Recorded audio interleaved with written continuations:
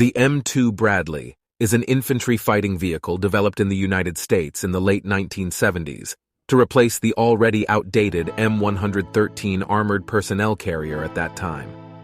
When creating this vehicle, Americans took into account the experience of using Soviet BMP-1s in several wars and were oriented towards the German Marder.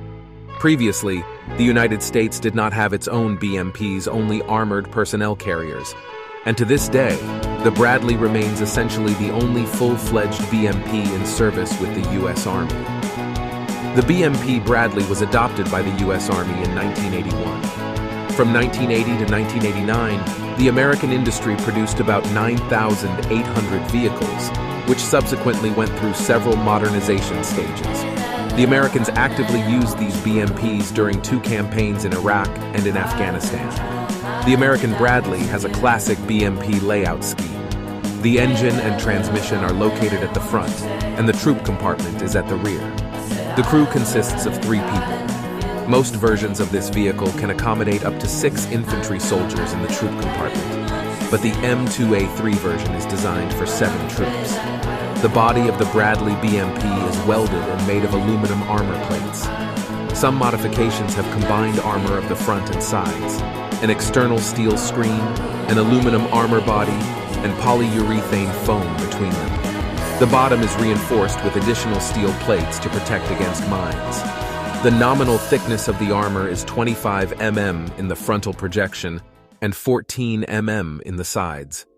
However, in practice, it is difficult to talk about nominal values because M2-Bradlye can be equipped with various types of external screens, including dynamic protection blocks against cumulative shells.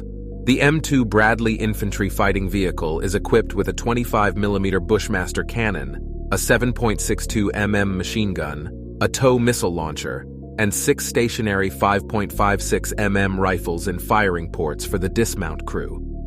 Before the introduction of the M2-Bradlye, the Americans did not have their own infantry fighting vehicle, but the positive experience of using Soviet infantry fighting vehicles in small conflicts in the 1960s to 1970s forced the Americans to create a similar machine for the needs of their own army.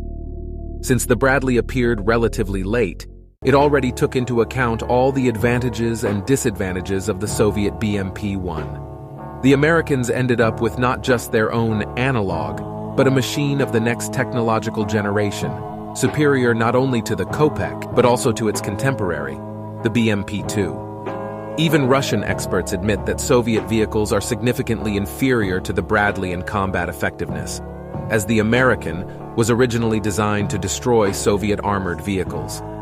The Bradley has a more powerful gun and better armor. It should be noted that during the war with Saddam's Iraq, the Bradley infantry fighting vehicle destroyed more Iraqi tanks than the famous Abrams, which Ukraine is not even promised yet.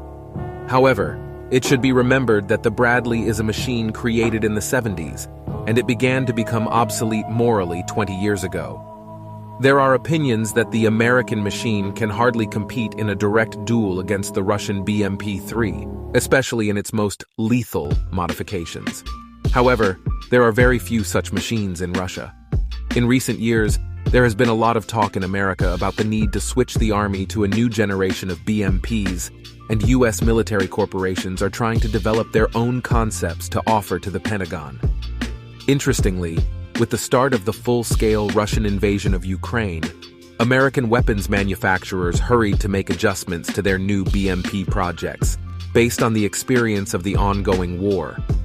Since the Bradley has gone through numerous modifications, it is unclear which version Ukraine will receive. Most likely, it will be the M2-A3, the so-called digital BMP, equipped with the latest in American military technology.